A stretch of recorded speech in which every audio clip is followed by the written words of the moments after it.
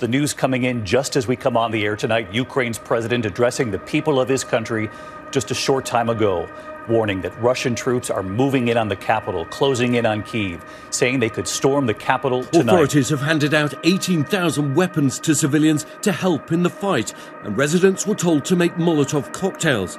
Men aged 18 to 60 called up to fight, not allowed to leave the country.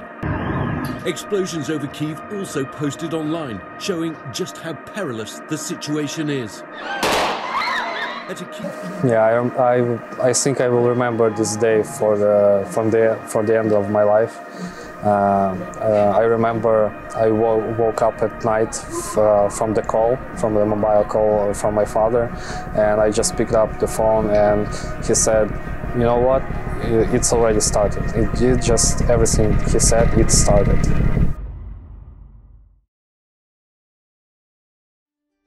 We had a meeting point in Poland with Jenny, and the next 2 days we were planning a trip to Ukraine.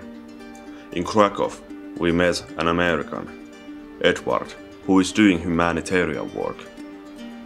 We had the same direction, so we decided to travel together. The bus was the only option to cross the border, and besides us, there was only a couple of other passengers. After crossing the border, every one of us were quiet, trying to prepare for what is to come. After all, we had no idea about the current situation, only the specific image what you have seen in the news. War.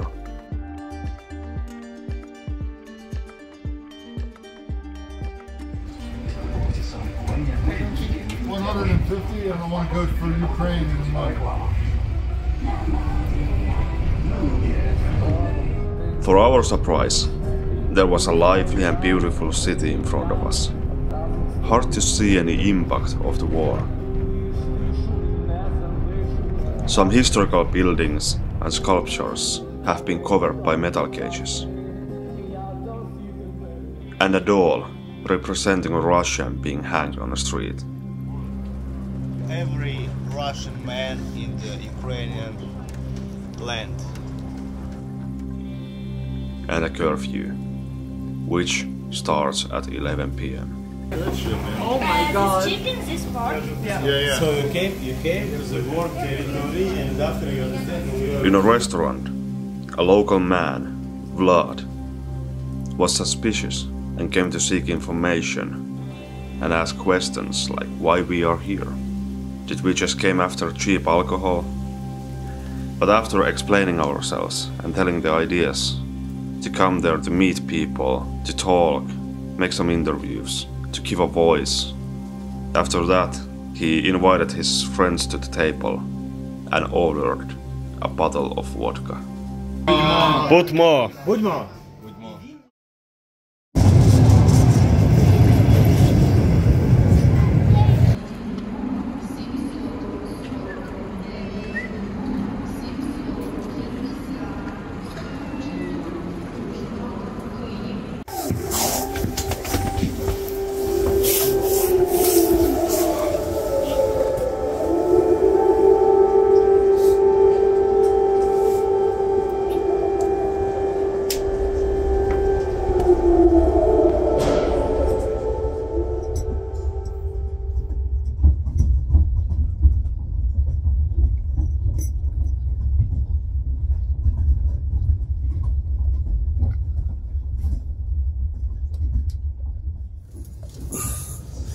Yeah, we are on our way to Kyiv, even that we didn't plan to go there in the first place.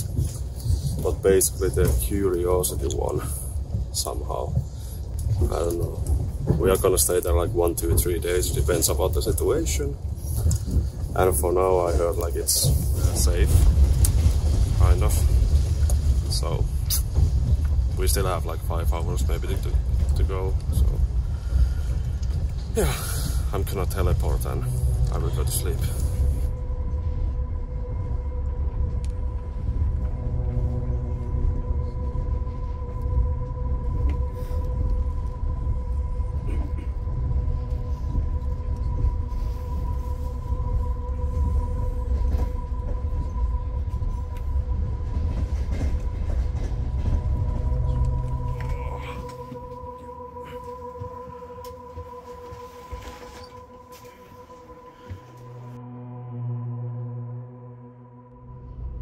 We took a taxi to the center where is our apartment. And next to our apartment there is this square where is destroyed Russian military vehicles. Just before we arrived to Kiev, I was talking with locals on a train. And they told me that you don't need to worry about anything. Like, last time there was a missile attack in Kiev like a couple months ago. So, if you want to look from that point of view, it's quite safe. And I found this website where you can see in real time where there are air alerts in Ukraine. The spot where they are, it's turning red. That's how it works. My friend Winston carved these and made them for Ukrainian colors to celebrate the people of Ukraine and to show solidarity with their struggle from St. Lucia in the West Indies in the Caribbean Sea. And we made 10 of these to give out for some of our friends in the Ukraine and people that love Ukraine. Interesting to see how empty the streets are. Mostly because it's not allowed to be outside after 11 p.m. till 5 a.m. The next 2 days we're gonna sleep here. And there is a tanks that I showed maybe earlier.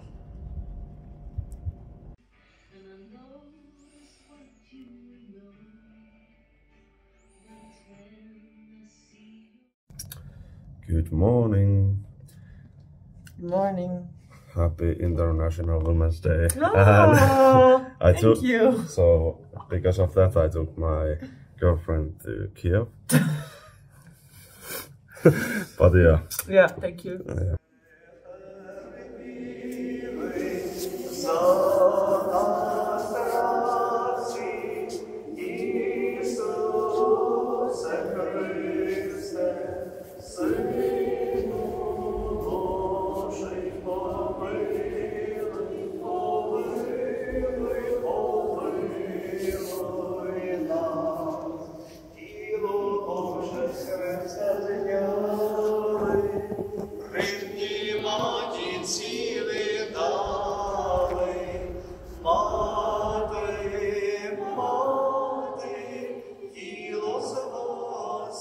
Мене звуть Степан, я доброволець з Луганського прикордонного загону, комендатура швидкого реагування. Пішов добровольцем воювати, якби. Ніколи не служив до цього попередньо. Дивіться, скажу чесно, тобто страшно було. Страшно було другий раз повертатися в зону бойових дій. Бо вже знаєш, бачив ці всі смертя, бачив побратимів, і лишався без них. Якби було страшно, насправді. Але вже попавши туди, там страх пропадає. Тобто він зникає в плані того, що адреналін тебе живить до такої степені. Плюс вже досвід, який на який він присутній. І тобто ти знаєш, як себе вести, ти знаєш, чітко ти знаєш, що не варто робити. І це важко насправді, але це адреналін, з одної сторони. Це адреналін, який, чесно кажучи, вуличні бої. Ми тримали оборону конкретно в самому місті, і там просто хати з любого вікна, з любого під'їзду вибігає ворог, і ти мусиш бути готовим. І тобто, ти вбиваєш людей, не будучи вбивцею. Це вже ти потім розумієш, але там такі обставини, я не військова людина, насправді. Я ніколи не воював, і мої друзі не дадуть мені збрехати, подумати. Я завжди казав, що військова справа, армія – це не моє. Просто не моє. Я музикант в житті, в побуті до війни, в цивільному. І я займався музикою, робив концерти. Тобто я бачив, як люди отримують від цього задоволення, а потім момент, сталася війна. І вже ця вся небезпека відчувалась особисто, дуже особисто. Плюс. Переломним моментом для мене конкретно було, це коли я бачив сводки новин про те, як вбивають дітей, просто дітей. Тобто в Києві там от Буча, ішла матір з дитиною, з коляскою, і влучила ракета, і не стало. І потім цей чоловік, цієї жінки, я подивився на це, і мені просто вистрілило в голові. Я подумав, що якщо у мене є руки, у мене є якась сила, я мужик, тобто я люблю свою країну, і мій обов'язок просто хоча б спробувати.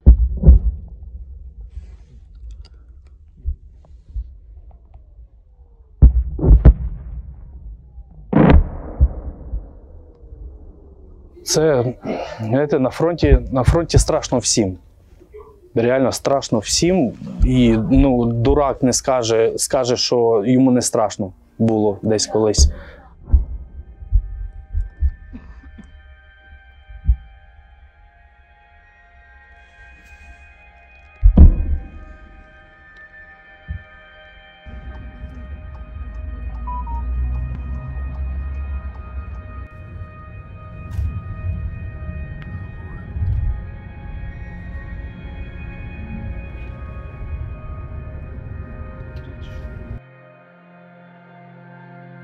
We are now in Irpin, like one part of Kiev.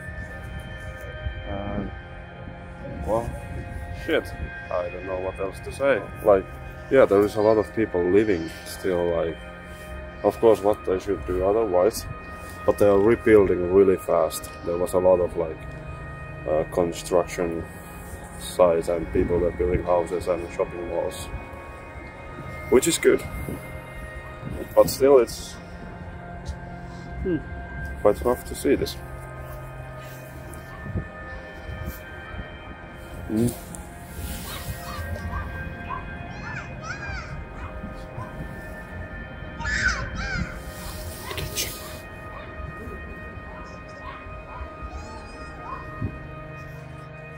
We're coming late to the game. You can feel it. It's like chasing ghosts. Incredible destruction. Senseless. Feel the pain, but the strength of the rebuilding around here they're just relentless, these people. It's humbling. That's how I feel right now.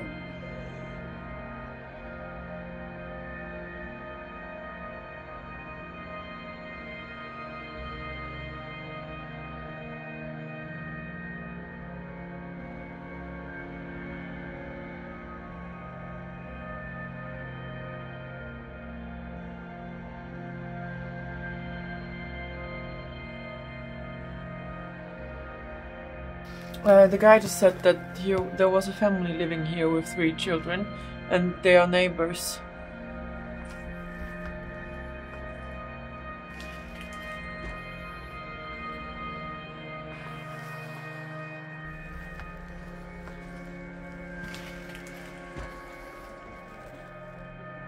Для мене саме страшне це було, коли під час обстрілу побратима, просто він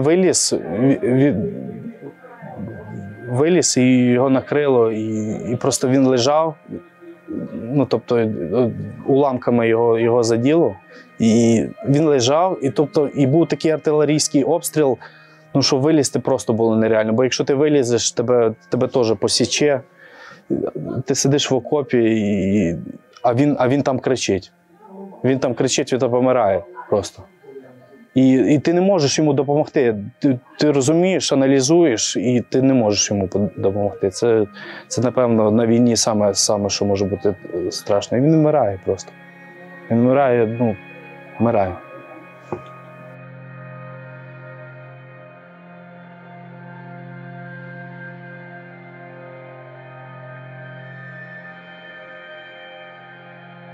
Десь одно.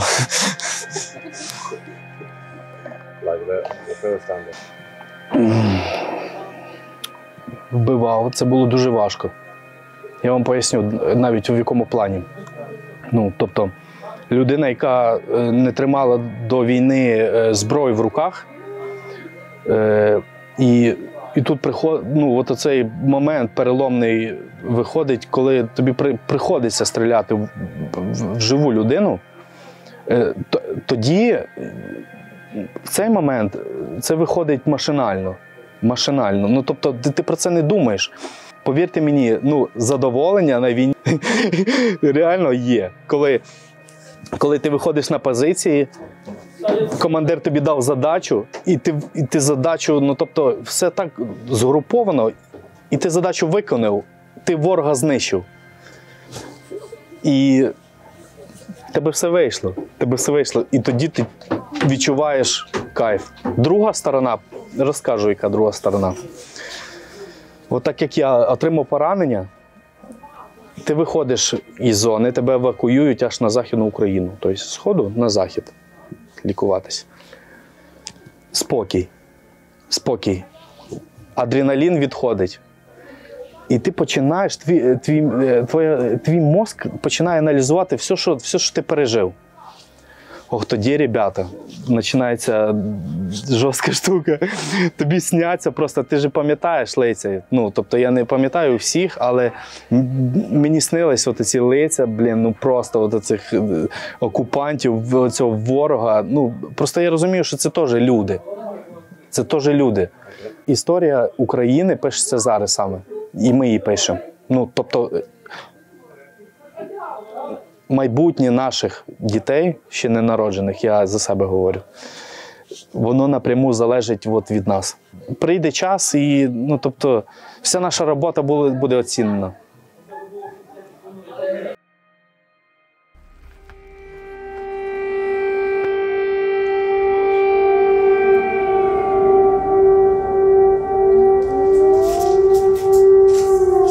There is alert going on outside. So actually this is kind of weird because we don't know what to do. We just do nothing.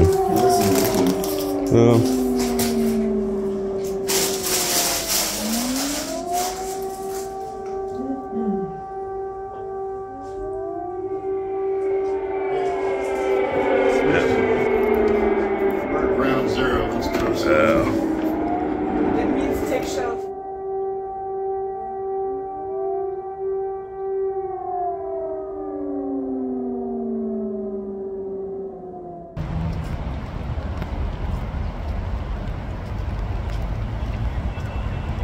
Okay, so I guess we are starting to head back to west.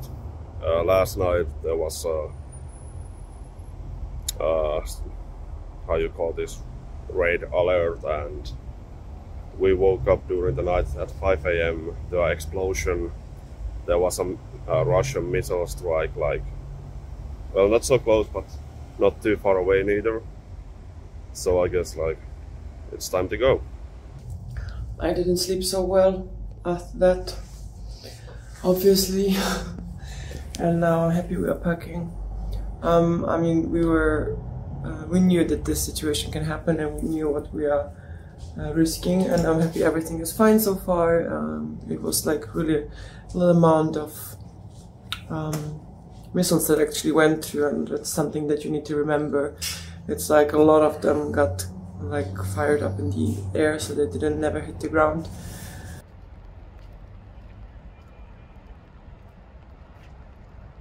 But still, it makes you feel very weird, so that's why I'm happy that we're packing and planning to leave.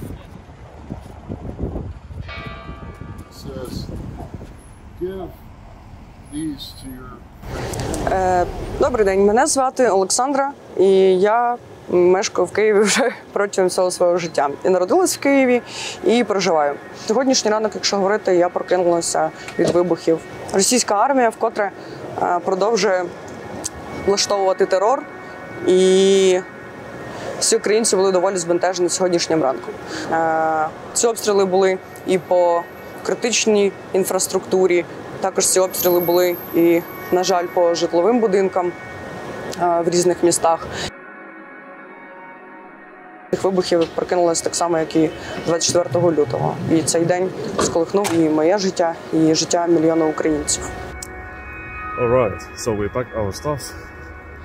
We went to have a coffee, and during the coffee we got to know that there was a airplane coming from Belarus.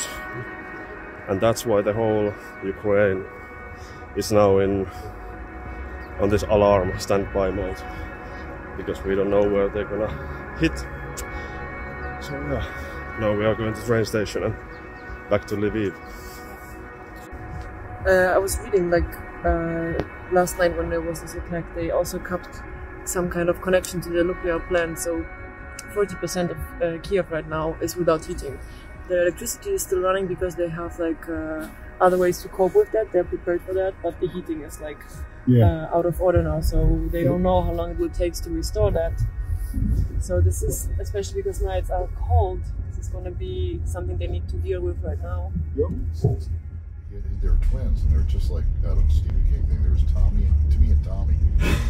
Timmy was just bad. Tommy was a great kid, but Timmy's walking up. Don't let me down. Don't let me down. I'm in love for the first time. Don't you know it's gonna last? It's a love that lasts forever. It's a love that lasts forever. Don't let me down. Don't let me down. We let Jenny to choose apartment. Look at this. Wow. I found the switch right here. Turn it off, turn it off. Yeah, baby. On Austin Powers. So if Austin Powers had a weird, this is the best place ever. You can get about up there? Yeah. Smart. We bought some pickles, so That's a good idea. let's take some vodka. It's for now. It's last evening. Yesterday it was also last evening. Yeah, that's. Oh, sorry. Oh yeah, please. So yeah, we're gonna take a bottle of vodka and enjoy our evening again. Cheers. Who you were 5 days ago with you, it's all there. Your humanity is still. You're adaptable too. Both those things are true. Let's have some snacks. And then there's the snacks. There's the energy. Okay, so join us. With my pickle. Yeah, your bigger. Yes, with your. Oh, I see what you're saying. Okay, it's time for some vodka.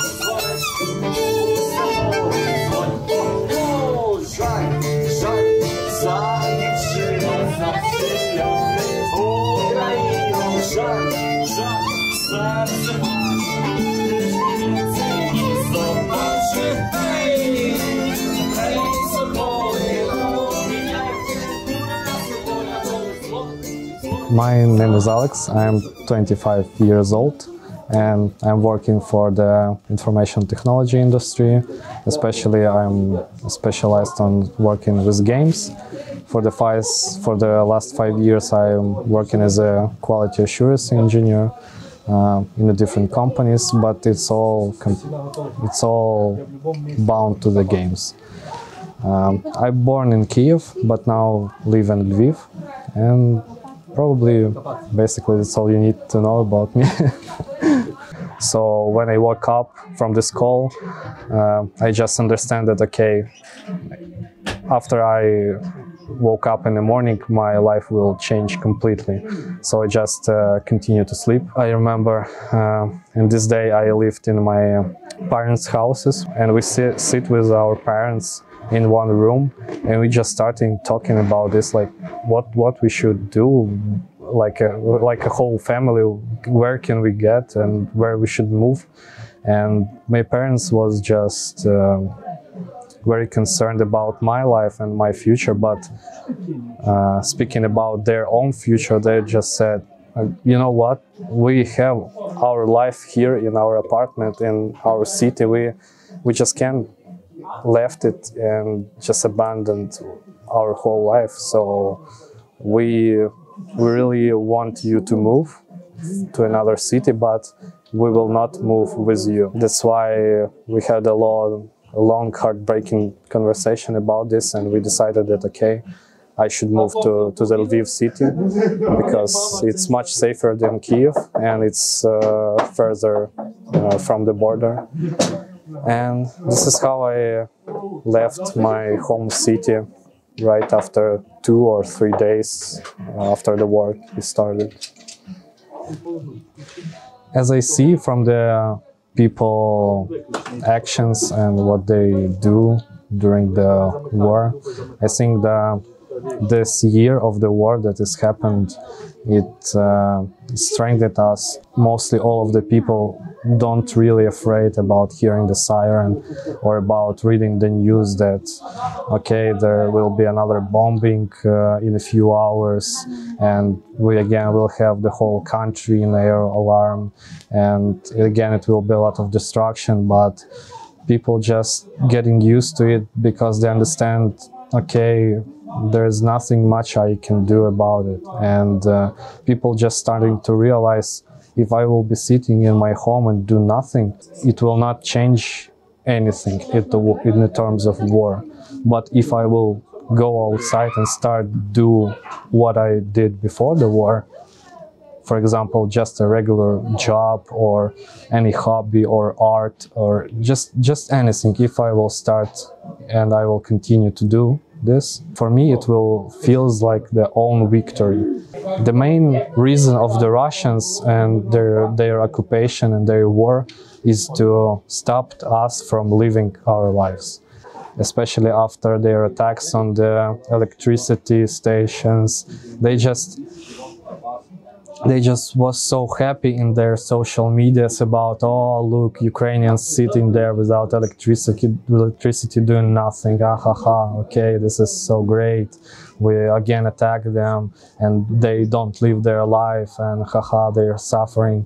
But Ukrainians, on the other hand, understand, okay, they want me to feel unhappy and feel stressful and feel painful, but I will not give them this opportunity. I will not give them even a chance for me to feel that way. You can do everything, but you will not change it for me. You can drop as many bombs as you want, but you will not kill my nation inside of me, and you will not kill my thoughts and my mind. And this is how I feel it about this war, or I mean, about the whole.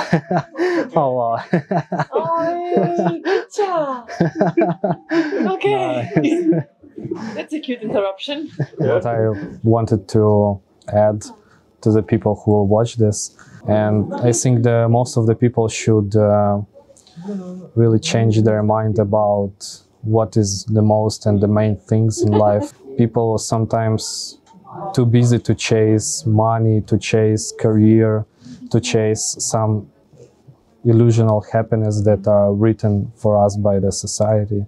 But the main part for which you should be really conscious about every time, it's the most valuable part of the life, it's the life itself.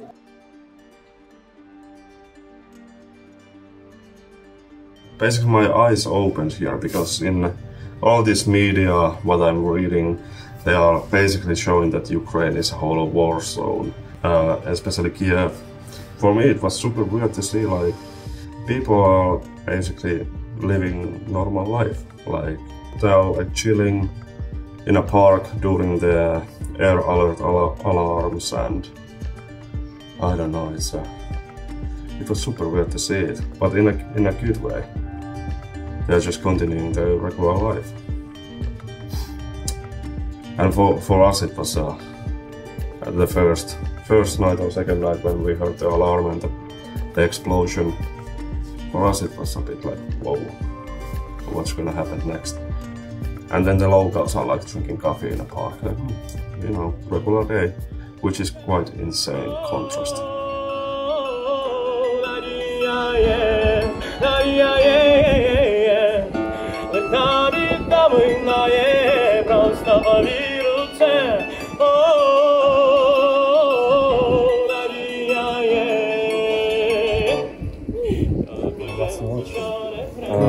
I have a gift.